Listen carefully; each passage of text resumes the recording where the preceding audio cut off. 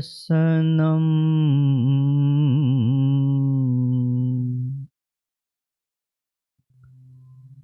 मन्दहासरुचिरा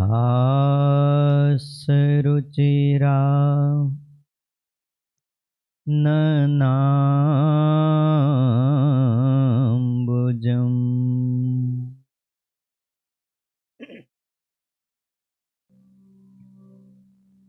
पूजितं सुरनरोत्तमेर्मुदा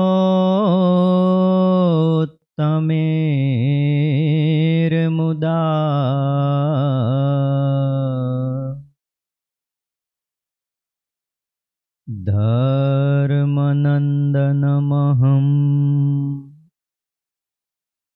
विचिन्तये।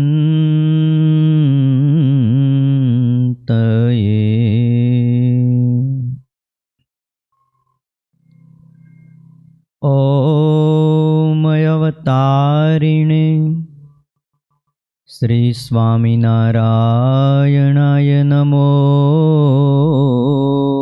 नमः। श्री हरिकृष्णाय घनश्यामाय नमो नमः। एकाकी वनवासिने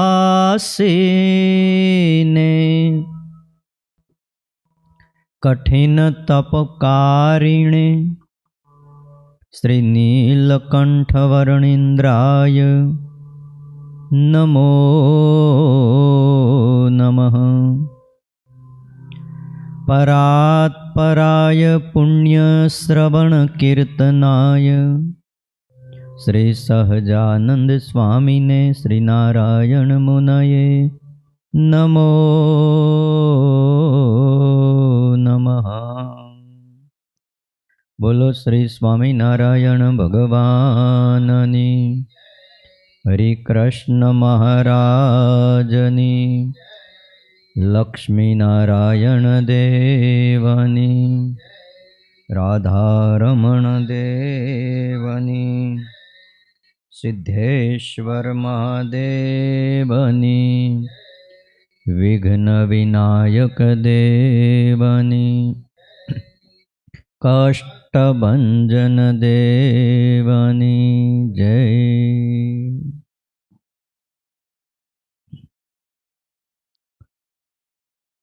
वाला भक्तजनों,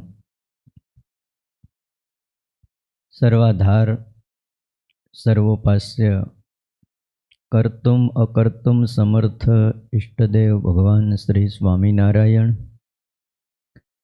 वात्सल्यमूर्ति पूज्यपाद गुरुजी, आप सौ वहाला भक्तजनों, पवित्र धनुर्मास चाली रह्यो छे। शिक्षापत्री भाष्य शिक्षापत्री उपर शतानंद स्वामीनी टीका व्याख्या एनी कथा आपणे सांभळीए छीए। आज तारीख है 18/12/2021 शनिवार है। स्वपरद्रोहजननम सत्यम भाष्यम न करहिचित, कृतघ्न संगस्त्यक्तव्यो लुंचा ग्राह्या न कस्यचित। आ श्लोक मध्य આપણે કૃતજ્ઞનો સંગ ન કરવો એના વિશે ગઈકાલે થોડી વાતો સાંભળે। મોક્ષનો આધાર સંગ છે। કોઈ પણ આત્માનું રૂડું થાય, કલ્યાણ થાય, એના પાયામાં સંગ છે અને સંગ બળવાન છે। गमे एवो माणस होय, अरे एम लख्યું अक्षरधामनो मुक्त होय, पण जो कुसंग करे तो कुसंगे करीने एनु बगड़े खरुं। एटले संग पर मुख्य आधार छे। कृतघ्निना संगनो त्याग करवो। आ एक हजी शरूआत छे। हजी आनी पछीना श्लोकमां तो आखुं विवरण आपी दे, कोनो कोनो संग न करवो ए बतावशे। શરૂઆત થાય ત્યારે પહેલો ડોઝ થોડોક હળવો દેવો પડે. પણ આ એક એવું પાપ છે કૃતજ્ઞના સંગનું કે બીજા પાપ કરતા ભારે પાપ છે. બીજાના પ્રાયશ્ચિત બતાવ્યા છે, કૃતજ્ઞપણાનું કોઈ પ્રાયશ્ચિત બતાવ્યું નથી. પંચમહાપાપ કહેવાય છે, એના પ્રાયશ્ચિત બતાવ્યા છે, પણ કૃતજ્ઞના સંગનું પ્રાયશ્ચિત નથી. ગઈકાલે આપણે જયદેવના ઉપકારની વાત સાંભળી. કેટલો એનો ઉપકાર તમે જુઓ જ ખરા. પણ આ ધરતી ઉપર ઉપકાર કરનારા ઉપકાર કરે જ રાખે છે, પણ અપકાર કરનારાને શાન ઠેકાણે આવતી જ નથી. ઉપકાર કરે પણ અપકારીઓ એ ઉપકારનો બદલો ઉપકારથી નહીં પણ અપકારથી આપે છે. એટલે કૃતજ્ઞ કીધા. એક પ્રસંગ આપું તમને. ગામડામાં ભણ્યાતા ઓછું માણસો, નૈતિકતા ભર્યું જેનું જીવન હતું. ભલે રોજનું લાવીને રોજનું ખાતા હોય, અથવા જે જમતા હોય એમાં જો કોક આવે તો એ આખો રોટલો હોય તો એમાંથી અડધો આપીને પણ સામેવાળાના ઉદરની તૃપ્તિ કરતા, એની આંતરડી ઠારતા. એક માજી જાત્રાએ નીકળ્યા. જૂનો એક જમાનો હતો કે તેથી મોટી ઉંમર થાય ને તેથી જાત્રા કરવા જાતા, અને જુવાની હોય ત્યારે ખૂબ રળી લેતા. જુવાનીમાં કોઈ જાત્રા ન કરતા. ઉંમર થાય એટલે છોકરાઓ કહેતા કે હવે તમે જાત્રા કરી આવો એમ. ભાતું લઈ ગયા હતા માજી, અને એવો નિયમ જ હતો ને કે યાત્રાએ જવું ત્યારે ગાંઠનું ખાવું. ભાતું લઈ ગયા હતા માજી, પણ સમય એવો હતો તે દી માજીનું ભાતું કોક લઈ ગયું. બીજા કોક યાત્રાળુ આવ્યા હશે ને એને ભાતું ખૂટી ગયું હશે, ખબર નહીં શું થયું. માજીનું ભાતું કોક લઈ ગયું. માજી દુખી થઈ ગયા. અને એક બાજુ માજી, જાઓ વયા જાઓ, ન્યા વયા જાઓ, હો જાઓ બધા અહીંયા ભણવા વયા જાઓ. પગે લાગીનો અવાજ નહીં કરતા. એટલે માજી બહુ દુઃખી થઈ ગયા. રસ્તાની એક બાજુ બેઠા હતા, આમ આંખો ભીની થઈ ગઈ. અને એમાં એક વણઝારો ત્યાંથી નીકળ્યો, અને વણઝારાએ એ માજીની સામું જોયું અને માજીને પારખી ગયો કે માજીને કંઈક દુઃખ છે. એટલે એણે નજીક આવીને કીધું કે માં દુઃખી છો? હા. શું દુઃખ છે? તો કે મારું કોક ભાતું લઈ ગયું બેટા. તો દુઃખી શું કામ થાવ છો માં? મારી પાસે ભાતું છે, હું તમને આપું. કે રોટલો આપ્યો, માજીને જમાડ્યા. માજી જમતા જાય અને આંખમાંથી આંસુ ટપકતા જાય. અરે રે દીકરા, આ તારું ઋણ હું ક્યારે ચૂકવીશ? કે એક રોટલો ખાધો છો. તમે જુઓ આજે કેટલું દેવામાં આવે છે, તોય એમ થાય ને એણે શું કરી દીધું. આ એક રોટલો આપ્યો છે. આ માજી કોઈ કોલેજમાં ભણ્યા નહોતા, કોઈ એની પાસે ડિગ્રી નહોતી, કોઈ એવું લાંબુ નોલેજ નહોતું. બહુ તો રામજીના ચોરે ક્યાંક કોઈ ભટ્ટ મહારાજ આવ્યા હોય એની પાસે બે વાતો કથાની સાંભળી હોય, બાકી ઝાઝુ કાંઈ નહીં.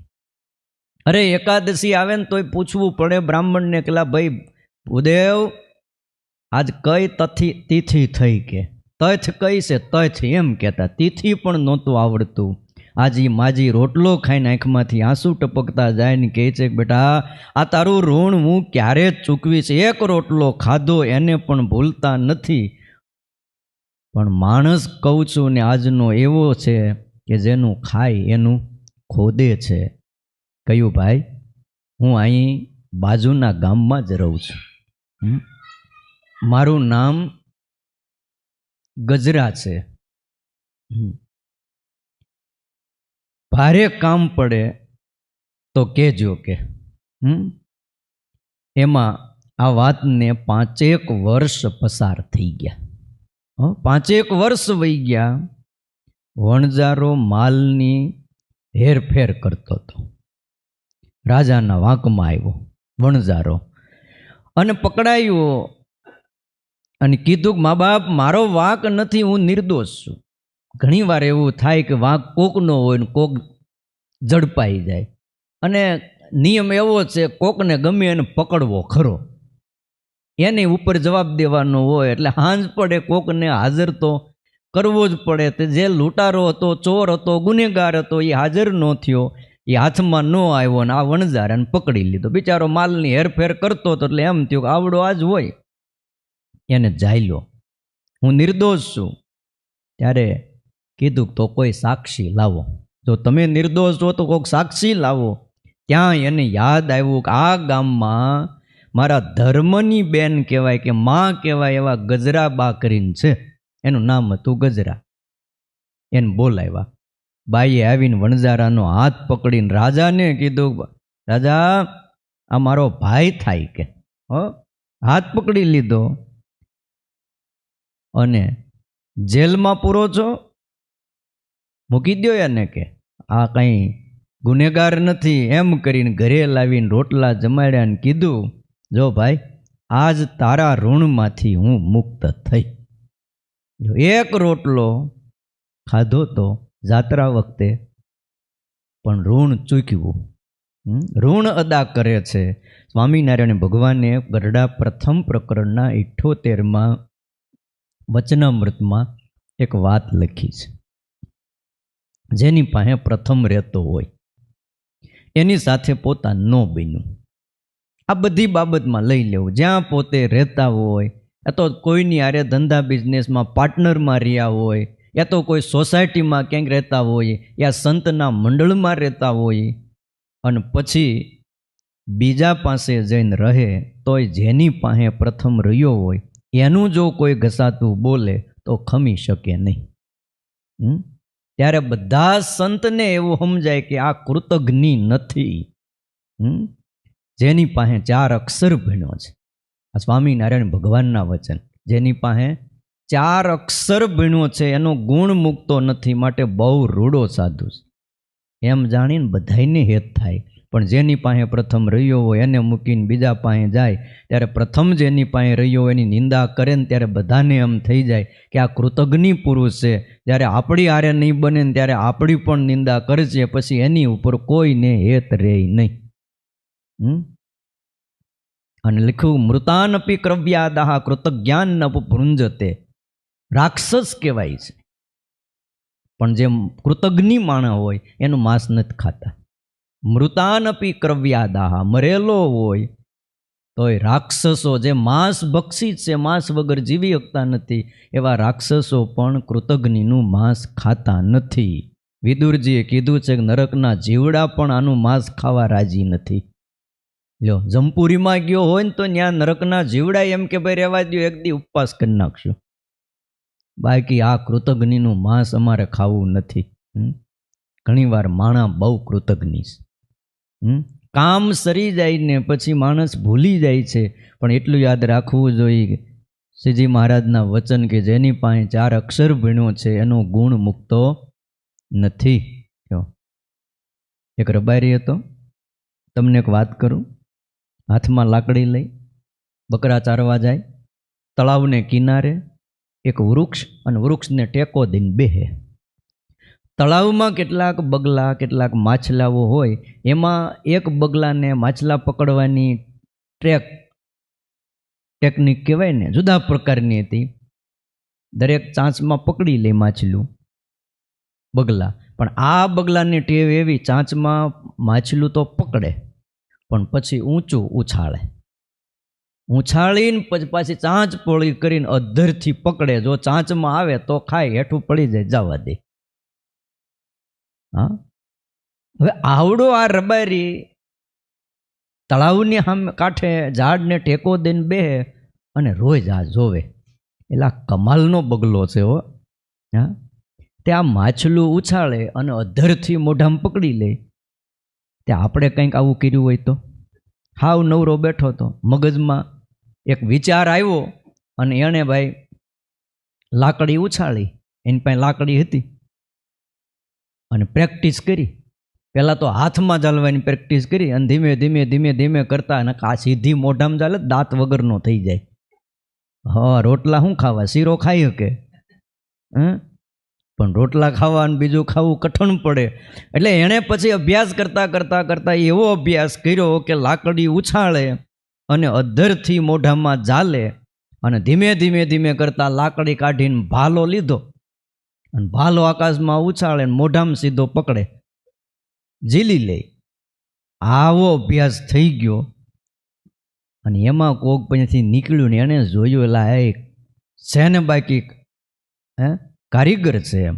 રાજાને વાત કરી એની કળાની, રાજા ખુશ થઈ ગયો. એમાં એના રાજમાં બીજા કોઈ કુશળ કલાકાર આવ્યા, એવી કળાઓ કે એના જેવી કળા કોઈ કરી ન શકે. હવે એને રાજાને આવીને કીધું કે મારા જેવી કળા દુનિયામાં કોઈની પાસે નથી અને મને કોઈ હરવી દે કળામાં તો હું તમને ઇનામ આપું કે. અને હારે લાવ્યો તો કેટલીક ગાયું હોનાની, જીતતો જીતતો આવેલો વિજય કરતો કરતો. એ કે હું જો જીતી જાઉં તમારે મને એક જ આપવાની અને હું હારી ગયો તો મારી પાસે જેટલી છે એ બધી તમને આપી દઉં. રાજા વિચારમાં પડ્યો. રાજાને હોનાની ગાય દેવી અઘરી નહોતી, પણ રાજાને પોતાની એક નામના અને કીર્તિની હતી કે જો આપણે હારી જઈએ ને આપણા રાજમાં કોઈ એવો આના બરોબરીપણું કરે, સામનો કરે એવો જો કોઈ ન હોય તો આપણા રાજની કીર્તિ જાય. એમાં યાદ આવ્યું, કોઈએ કીધું મહારાજ બીજું બધું ઠીક, આપણા ગામના ઓલા રબારીને બોલાવો ને. હા, તે રબારીને બોલાવ્યો. પહેલાં તો આ કુશળ કલાકારે પોતાની કારીગરી જે કાંઈ તલવાર ફેરવીને ભાલા કરવાની બધી કળાઓ બતાવી પટ્ટાબાજીની. રબારી કે એ બધું એક બાજુ મૂકો કે ત્યારે હું જે કરું એવું કરી બતાવો કે તો તમારી કળા માન્ય થાય. બાકી તલવાર્યું ફેરવીને ભાલા ફેરવવાને આમ કરવું ને એ બધું જ બધાથી થાય કે. એમ કરીને ભાલો મગાવ્યો ને ભાઈ આકાશમાં ઊંચો ઉલાડ્યો અને સીધો મોઢામાં પકડી લીધો. ઓલો જોઈ રહ્યો, એ કે આ કેમ કરવું, લે આ કરી બતાય, લે તારામાં કળા હોય તો. હવે ભાલો અભ્યાસ વગર, અભ્યાસ નથી એટલે ન કરીએ કે અભ્યાસ વગર ભાલો ઉછાળવો ને મોઢામાં ઝીલી લેવો, એ કે આ ન થાય. તો લાઈ બધી ગાય મૂકી દે અહીંયા. હા, ઓલાય મૂકી દીધી બધી, જે બધે રાજમાંથી જીતતો જીતતો આવ્યો તો દિગ્વિજય કરતો કરતો મૂકી દીધી એણે. પણ એના મનમાં થઈ ગયું મારે આ કળા શીખવી. આ એક બાકી રહી ગઈ હતી, બાકી 64 કળા શીખ્યો, આ 65મી કળા છે. એટલે આને એક બાજુ બોલાવીને કે હાવ સાચું કે તારા ગુરુ કોણ, તું કોની પાસે શીખ્યો આ? અને રબારી ઊભો રહી ગયો. હવે એમ તો કહેવાય નહીં બગલો મારો ગુરુ, કારણ કે શીખ્યો તો કોની પાસે? બગલા પાસે. તે વિચાર આવ્યો એને કે આ કેમ કેવું, તે છુપાવ્યા. ભાઈ આ તો હું મારી મેળે શીખી ગયો. આ વગડામાં બેઠો હતો ને મને આમ એક શું કહેવાય એવું હુજ્યું અને પછી અભ્યાસ કર્યો. પહેલાં લાકડી ઉછાળતો ને એમ કરતાં કરતાં ભાલો ઉછાળતો અને આ કળા હું શીખ્યો છું. જેની પાસે શીખ્યો હતો એને છુપાવ્યા. એટલે તરત જ આવડો આ કુશળ કારીગરને, કલાકારને એટલે એને ખબર પડી ગઈ કોઈ પણ વસ્તુ આ દુનિયામાં આપ મેળે આવડતી નથી. ઠીક છે કોઈ મહાપુરુષો હોય અને અંતસ્ફૂર્ણા થાય એની અંદરથી પૂર્વજન્મનું હોય એ વાત જુદી છે. એટલે આને ખબર પડી ગઈ કે આવડો આ છુપાવે છે. એટલે કીધું બને નહીં કોઈ દી તો ફરીવાર આ તારી કળા કરી બતાવી કે. અને ફરીવાર ભાલો લીધો હાથમાં, ઉછાળ્યો, ન મોઢામાં ઝીલી ગયો. એક વાર છુપાવ્યા, કળા નષ્ટ થઈ ગઈ. જો એક છુપાવવાથી નષ્ટ થાય ને બીજું કપટ રાખવાથી પણ. આપણે સૌ જાણીએ છીએ મહાભારતની કથાને, કર્ણએ પોતાનું વૃત્તાંત છુપાવ્યું. પોતે ક્ષત્રિય હતો અને હું બ્રાહ્મણ છું એમ ખોટું બોલીને વિદ્યા ભણવા ગયો ને પરશુરામને ખબર પડી, શાપ દીધો કે તું મારી પાસે ભીણો છું એટલે તને હાવ નથી મારી નાખતો, બાકી હજી મારા હાથમાં પરસુ એવી ને એવી છે. હા, મેં કોઈને મૂક્યા નથી, એમાં ધાર જરાય બુઠ્ઠી થઈ નથી, રોજ ધાર કાઢું છું. પણ તું મારી પાસે શીખ્યો છો શિષ્ય છો એટલે શિષ્યને મારવો એ હિતાવહ નહીં, પણ તે કપટ કરી. હા, તે એમ આવીને કીધું હોત ને હું ક્ષત્રિયનો દીકરો છું, મારે વિદ્યા ભણવી છે, જોકે મેં નિયમ લીધું છે કે હું કોઈ ક્ષત્રિયને વિદ્યા ભણાવતો નથી. કેવો એને કડવો એક અનુભવ થયો હોય છે, તમે વિચાર કરો. નકર આ વિદ્યા ક્ષત્રિયોની જ વિદ્યા છે, અસ્ત્ર શસ્ત્રની. પણ એને એમ થઈ ગયું કે આ શીખીને પણ જો માણસ બીજાનું રક્ષણ કરવાને બદલે ભક્ષણ કરતો હોય તો વિદ્યા હારી. આજ તમે જુઓ ટેકનોલોજી એટલી બધી વધે છે, પણ અમુક શોધ હોય એ અમુક વ્યક્તિ કરે ને એ જ સારું. અણુબોમ્બની શોધ વૈજ્ઞાનિકો કરે એ બરાબર છે, પણ બીજાના હાથમાં એ જો આવી જાય, હવે એક ખાલી અણુબોમ્બ છોડે તમારે નામ નિશાન ન રહેવા દે.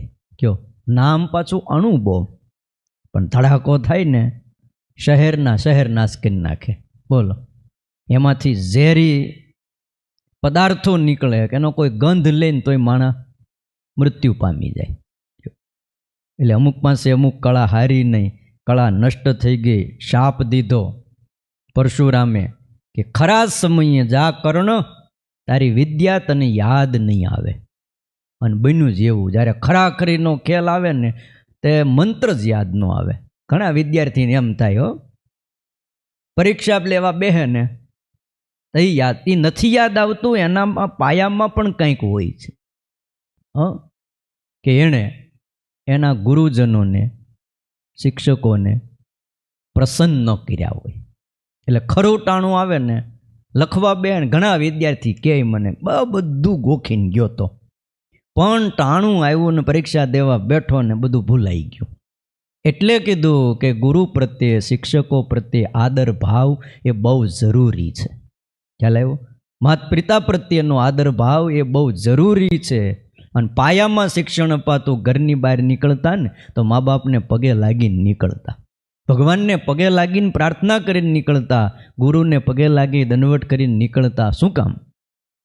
કે ભાઈ બહાર નીકળ્યા પછી કોને ખબર પાછા ઘરે આવ્યા કે નહીં. રક્ષણ થાય છે. એટલે આ કૃતજ્ઞપણું છે, છુપાવવું. એ આશ્રમાન યસ્તુ દૂષીએ, જ્યાં રહેતા હોય એ સ્થાનને જે દૂષિત કરે પોતાના ગેરવર્તન દ્વારા, આને પણ કૃતજ્ઞ કહેવાય છે. આપણે જ્યાં રહેતા હોય ત્યાં આપણે લઈને કોઈ આશ્રમ, કોઈ સંસ્થા, કોઈ મંદિર, કોઈ કંપની કે કોઈ ફેક્ટરી જ્યાં કામ કરતા હોય, આપણે લઈને દૂષિત થાય, એનું નામ બદનામ થાય, આવું વર્તન રાખવું જોઈએ નહીં. અમુક નામાંકિત કંપનીઓ હોય છે, પણ એમાં એકાદ વ્યક્તિ કંઈક એવું ગેરવર્તન કરે એને લઈને કંપની આખી ડૂબી જતી હોય છે. એમ જે આશ્રમને, સંસ્થાને દૂષિત કરે પોતાના ગેરવર્તન દ્વારા, એને પણ કૃતજ્ઞ કીધો છે. અને જે પુરુષ સમાજનું ઋણ અદા નથી કરતો, આને પણ કૃતજ્ઞ કીધો છે. જીવન ઘણાના ઉપકારોથી સંપન્ન થાય છે. આ વાતને ક્યારેય પણ આપણે ભૂલવી ના જોઈએ. સમાજનું એક આપણા ઉપર ઋણ છે. કોઈ એવું ન માને કે હું મહેનત કરું છું ને એટલે આ બધું મને મળી જાય છે.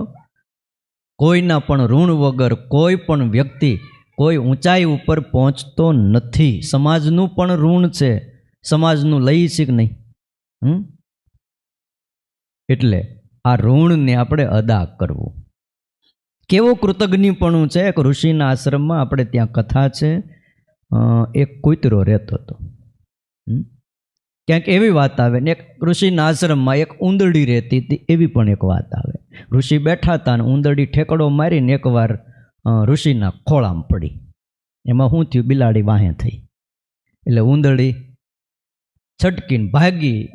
કંઈ ખબર તો નહોતી કે ઋષિ બેઠા છે, એટલે ઋષિની આંખ ઉઘડી ગઈ. એણે જોયું કેમ ડરે છે, તે સામે જોયું તો એક બિલાડી બેઠેલી. જા, હા કમંડળું પડખે હતું, હાથમાં જળ લઈને છાંટ્યું, બિલાડી થઈ જાગે. તે ઉંદરમાંથી બિલાડી બની. પછી તો આશ્રમમાં હરે ફરે બીક વહી ગઈ. એમાં એક દી કૂતરું આવી ચડ્યો, વળી બિલાડી ભાગી. ઋષિ પાસે આવીને હંતાઈ ગઈ. ઋષિને થયું વળી પાછું ક્યાંથી આ દુઃખ આવ્યું, ભય ક્યાંથી? જોયું તો હા, મેં ડાઘા જેવો કૂતરો બેઠો હતો, હાથમાં જળ લઈને પાણી છાંટ્યું, જા કૂતરો થઈ જાકે. તેમાંથી કૂતરો થયો. પછી તો આશ્રમની રક્ષા કરે, પૂંછડી પટપટાવે ને હે ડાઘા જેવો કૂતરો, કોઈથી ડરે નહીં. એમ કરતા કરતા એક દી વાઘ આવ્યો. આ તો જંગલમાં ઋષિનો આશ્રમ ભાઈ, બધા આવે. તે વળી કૂતરો ભાગ્યો. એટલે ઋષિને વિચાર આવ્યો કે આને ડર ન લાગે એવો કરી દઉં કે. તો વળી હાથમાં જળ લઈને કે જા વાઘ થઈ જા કે. વાઘ થયો. અને એ પછી તો વાઘને કોનો ડર, આશ્રમમાં ફરે. પણ એમ કરતા કરતા આ જંગલનો ભાઈ કેસરી સિંહ એકવાર નીકળ્યો ત્યાંથી. ત્યાંને ભય લાગ્યો, કારણ કે એના કરતાં મોટું માથું. ત્યાંને વળી જળ છાટીને કે જા જંગલનો કેસરી સિંહ થઈ જા. પછી તો હે મોટી મોટી કેશવાળી જંગલમાં ફરે, કોઈનો ભય નહીં. આશ્રમની ફરતો રે, રક્ષા કરે. એમ કરતા કરતા એક દી શરભ નીકળ્યો. શરભ છે ને એ સિંહને મારી નાખે. 6 પગવાળું પ્રાણી, પણ આ કળિયુગમાં એનું નામો નિશાન નીકળી ગયું. ક્યાંક જવલ્લે જોવા મળે તો કોઈક જંગલમાં, નકર સિંહને પણ હંફાવી દે. આને શરભ કહેવાય. તો એ 6 પગવાળું, 4 વ્હીલ ગાડી નહીં પણ 6 વ્હીલ હતા. શરભને જોઈને સિંહ ભાગ્યો. એટલે ઋષિને વિચાર આવ્યો કે આ સિંહ જેવો સિંહ આજ ભાગે કેમ. જોયું તો સામે શરભ ઊભો હતો. એટલે વળી જળ લઈને કમંડળોમાં છાંટ્યું, જા શરભ થઈ જા. શરભ થઈ ગયો. પછી તો જંગલના જે પ્રાણીઓ મૃગલાઓ એનું માંસ ખાઈને આ બરાબરનો જામી ગયો. એમાં એક દી બેઠો તો વિચાર આવ્યો બધાયનું માંસ ખાધું, પણ આ ઋષિ મહારાજનું માંસ કેવું હોય છે? હા સાહેબ, આ ઋષિ મહારાજનું માંસ કેવું હશે કે. અને બેઠો બેઠો ઘાટ ઘડે. ઋષિ પારખી ગયા કે આજે આની વૃત્તિ બગડી છે, આ મારા માંસ ખાવાનો સંકલ્પ કરે છે. વળી કમંડળમાં જળ લઈને કે જા ઉંદરડો થઈ જા કે. હવે એને એટલો વિચાર ન આવ્યો કે જે ઉંદરમાંથી શરભ બનાવી શકે છે, જો હાથમાં જળ લે ને તો પાછો એમાંથી પાછા ઉંદરડી કરી દેશે કે. એટલે હતો એવો ઉંદર કરી દીધો પાછો. જો એટલે રામાયણમાં એક વાત લખી, તુલસીદાસે ચોપાઈ લખી હો રામાયણમાં. જે હિતે નીચ બડાઈ પાવા, સો પ્રથમ હી શઠતે તાહી નસાવા. જે હિતે નીચ બડાઈ પાવા, સો પ્રથમ હી શઠ તાહી નસાવા. ધૂમ અનલ સંભવ સુનુ ભાઈ, તેહી બૌજાવ ઘન પદવી પાઈ. થોડી વ્રજ ભાષા અને હિન્દી ભાષા છે, સમજવી કઠણ પડે. પણ જેહી તે નીચ બડાઈ પાવા, જેને લઈને નિમ્ન કોટીના વ્યક્તિ બડાઈ પાવા ઊંચાઈ પામ્યો હોય, સો પ્રથમ હી શઠ તાહી નસાવા, જેના થકી બડાઈ પામ્યો છે. આ શઠ તુલસીદાસજી કહે છો, જાય કેવું હોય એને કહેજો કે તમે શઠ હું કામ કીધા. તાહી નસાવા, જેના થકી મોટાઈ પામ્યો. પણ આ માણસ કૃતજ્ઞ એવો છે, પહેલાં એનો જ નાશ કરે. એટલે કોઈએ તુલસીદાસજીને કીધું કે શું આ વાત બને ખરી આવી રીતે? કાંઈક એનું એકાદું દ્રષ્ટાંત આપો તો વાત માન્યામાં આવે. તો કીધું ધૂમ અનલ સંભવ સુનું ભાઈ. અનલ એટલે અગ્નિ, અગ્નિમાંથી જ ધુમાડો થાય છે. ધૂમ અનલ સંભવ એટલે ધુમાડાનો પિતા અગ્નિ કહેવાય, એના બાપ કહેવાય ને. કારણ કે ધુમાડાની ઉત્પત્તિ અગ્નિ થકી થાય છે. સુનુભાઈ તેહી બુજાવ ઘન પદવી પાયમી, એ જ ધુમાડો આકાશમાં જઈ અને ધુમાડાની પદવીને, આ વાદળની પદવીને પામે. એટલે શું કરે? ઘન બન્યો, ધુમાડો આકાશમાં જઈને વાદળ થયા, અને વાદળ થઈને પછી વરસ્યા. વર્ષીને પહેલાં કોને બુજાવે? અગ્નિને બુજાવે. એટલે ભાઈ જેના થકી તારો જન્મ થયો, જેના થકી તું ઊંચાઈને પામ્યો, ઘન બન્યો, અને એ બન્યા પછી એને જ ઠારી નાખે. એટલે કીધું જે હિતે નીચ બડાઈ પાવા, સો પ્રથમ હી શઠ તાહી નસાવા, જેનાથી મોટો પામે છે એનો નાશ કરવા તૈયાર થાય. એટલે કીધું કે ઉપકારોપી નીચાનામ અપકારી હી જાય તે. નીચ માણસને, નિમ્ન કોટીના વ્યક્તિને, જેની વિચારધારા નિમ્ન છે, એને કંઈક ઉપકાર કરો ને તો પણ એ અપકારી જ થાય છે. કેવી રીતે? પયઃપાનમ ભુજંગાનામ કેવલમ વિષવર્ધનમ. તમે સર્પ દૂધ પાઓ તો એ દૂધ અમૃતમાં ન પરિણમે, પણ પાયેલું દૂધ એ વિષવર્ધનમ, એનામાં રહેલા ઝેરને જ વધારે છે. કયો? એટલે કીધું કૃતજ્ઞના સંગનો ત્યાગ કરવો.